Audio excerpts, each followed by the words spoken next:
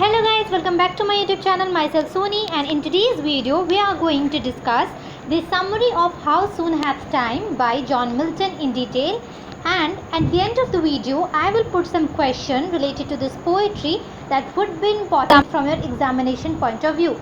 So stay tuned till the end of the video, and please do like, share and subscribe to our channel. So let's get started. First of all, we will discuss about John Milton in short.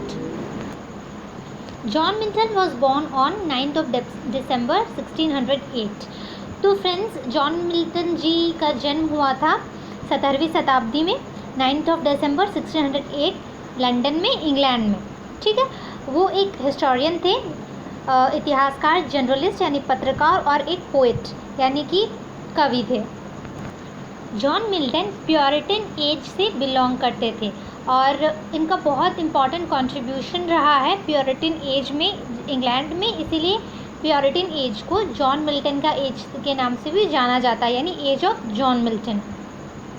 शुरू में John Milton जो थे, यानी अपने career के शुरुआती दिनों में वो एक प्रिस्ट बनना चाहते थे, इसीलिए उन्होंने कैम्ब्रिज यूनिवर्सिटी से पढ़ाई भी की थी, पर बाद में उनका रुझान राइटिंग की तरफ बढ़ा और उन्होंने अपना पूरा टाइम एक फुल टाइम राइटर बनने में डिवोट कर दिया। He was best known for his writing of paradise lost के लिए वो जाने जाते थे, जो उन्होंने लिखा था।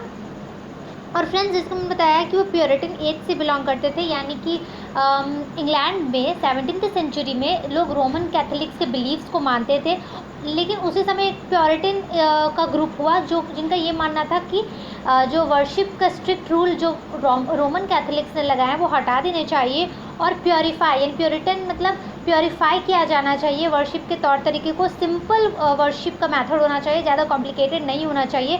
इसीलिए इन्होंने रोमन कैथोलिक्स के बिलीव्स को अबेंडन किया और उसमें, जैसे कि मैंने बताया, जॉन मिल्टन का बहुत इंपॉर्टेंट रोल है, इसीलिए 17वीं सेंचुरी इंग्लैंड को एज ऑफ मिल्टन या प्योरिटन एज भी कहा जाता है। आई होप आपको ये समझ आ गया हो। Friends, how soon hath time bye John Milton जो है ये लिखी गई थी 9th of December 1631 में। ठीक है, इसमें एक ऑटोबायोग्राफिकल टच है। कहने का मतलब है कि आप इस पोएम को पढ़ोगे तो ये आपको एक पोएट के लाइफ से रूबरू करवाएगा, तो उसमें एक ऑटोबायोग्राफी उनकी झलकती है। ठीक है, हाउ सून हैथ टाइम में हैथ का मतलब हैज़ है, जो ओल्ड इंग्लिश लैंग्वेज में लिखा गया है, हैज को हैथ लिखा गया है। फ्रेंड्स, ये एक सोनेट है, यानी कि 14 लाइन की पोएम है, जिसकी राइमिंग स्कीम जो है ABBC DEFECF है। ठीक है फ्रेंड्स, पोएम को जब शुरुआत से पढ़ोगे तो फ्यू इनिशियल लाइंस में जो है ना, पोएट का फ्रस्ट्रेशन दिखता है कि अभी तक उन्होंने अपने करियर में कुछ ज़्यादा नहीं अचीव किया है, बट पोएम का एंड होते होते वो एक रिलीजियस टर्न ले लेता है और उनमें एक बिलीफ आ जाती है कि गॉड जो उनके साथ करेंगे वो अच्छा ही करेंगे। तो चलिए समरी को लाइन बाय लाइन पढ़ते हैं। How soon hath the subtle thief of youth stolen on his wing my 3 and 20th year. तो फ्रेंड्स, अब मिल्टन जो है इन लाइन्स के द्वारा ये कहना चाहते हैं कि मिल्टन अब 23 ईयर्स के हो चुके हैं और उनके जीवन के महत्वपूर्ण 23 साल बीत चुके हैं। तो इस लाइन में पोएट ने जो टाइम है उसको पर्सनिफाई किया, एक चतुर चपल चालाक चोर की तरह, जो धीरे धीरे आता है और उनके ज़िंदगी के 23 साल उड़ा के अपने पंखों में लेके चले जाता है। लेकिन अब तक पोएट जो है कुछ खास उन्होंने अपने ज़िंदगी में नहीं हासिल किया है, वो कुछ खास नहीं कर पाए हैं, कुछ बड़ा नहीं कर पाए हैं। तो इन लाइंस में जो पोएट का टोन है वो थोड़ा रिग्रेट करने का भी है और थोड़ा सा फ्रस्ट्रेशन भी है, क्योंकि पोएट बहुत एम्बिशियस है। My hasting days fly on with full career but my late spring no bird or blossom sweat. कह रहे हैं कि मेरे बीत गए जो दिन मेरे बीत गए हैं वो ऐसे बीते हैं मानो कि वो छलांगे लगा के जा रहे हों। बट माई लेट स्प्रिंग, कहने का मतलब है कि मेरा लेट स्प्रिंग जो है वो उन्होंने अपने जीवन के जो युवा अवस्था है उसके लिए यूज़ किया है कि जो अब युवा अवस्था मेरी अब बीत रही है, लेकिन अभी तक मेरी no bird or blossom sweat, मेरी जो मैंने मेहनत जो किया है उसका फल मिलना तो दूर, उसकी कली भी मुझे नज़र नहीं आ रही है।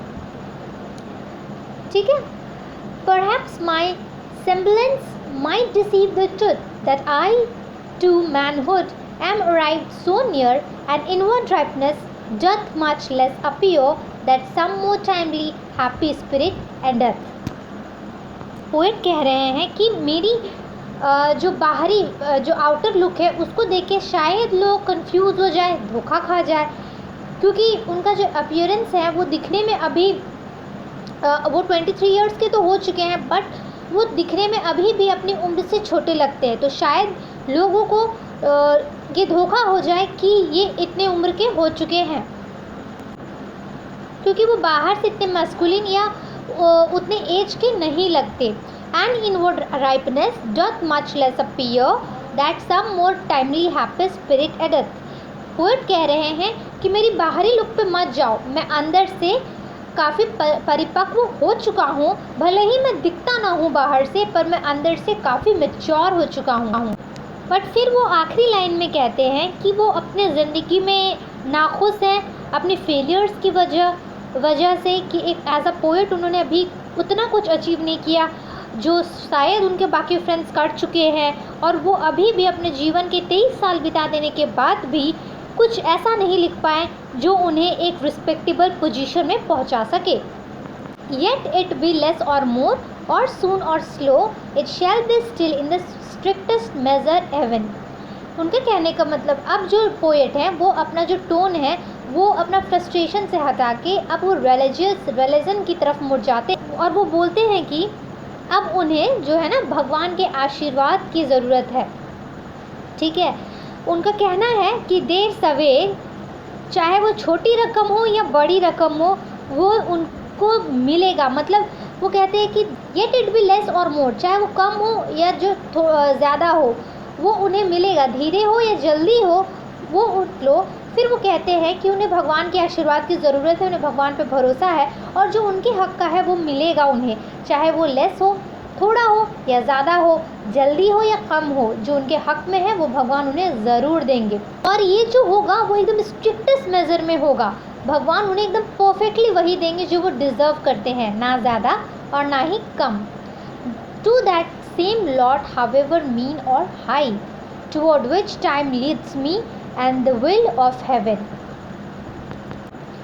तो पोएट अब कह रहे हैं कि समय ना उन्हें स्वर्ग के द्वार या नर्क के गड्ढे की ओर ले जाएगा, यह उसकी नियति होगी। कह रहे हैं पोएट कि हेवन यानी कि जहाँ माना जाता है कि गॉड रहते हैं, तो या तो वो अपने लाइफ में कुछ आगे जाके अचीव कर लेंगे और वो गॉड के करीब चले जाएंगे, या फिर शायद ना भी कर पाए। यहाँ एक अनसर्टिनिटी है, लेकिन जो होगा समय उन्हें लीड करेगा और उनकी नियति में जो है वो उन्हें मिल ही जाएगा, वो उन्हें टाइम उन्हें वो दे ही देगा। All is if I have grace to use it so as ever in my great taskmaster's eyes.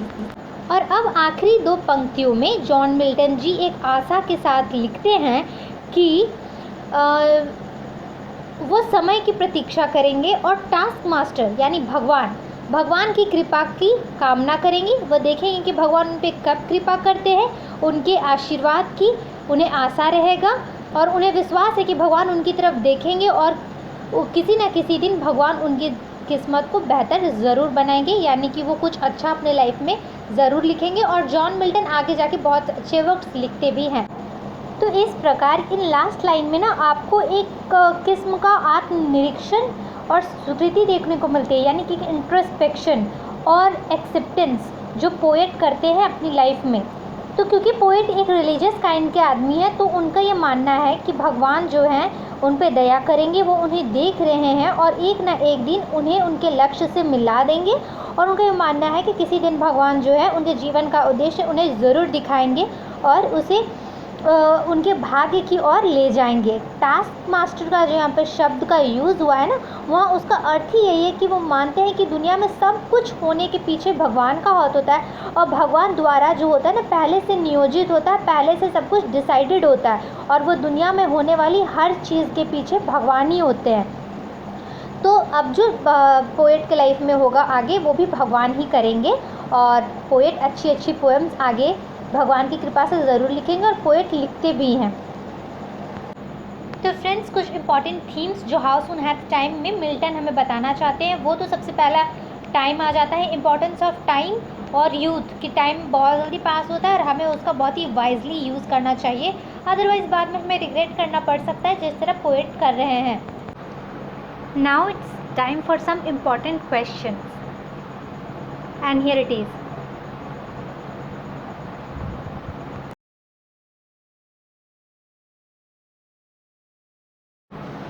तो फ्रेंड्स आई होप आपको ये वीडियो अच्छा लगा होगा। अगर आपको हमारा वीडियो अच्छा लगा हो तो प्लीज़ लाइक शेयर सब्सक्राइब ज़रूर करें। Till then thank you.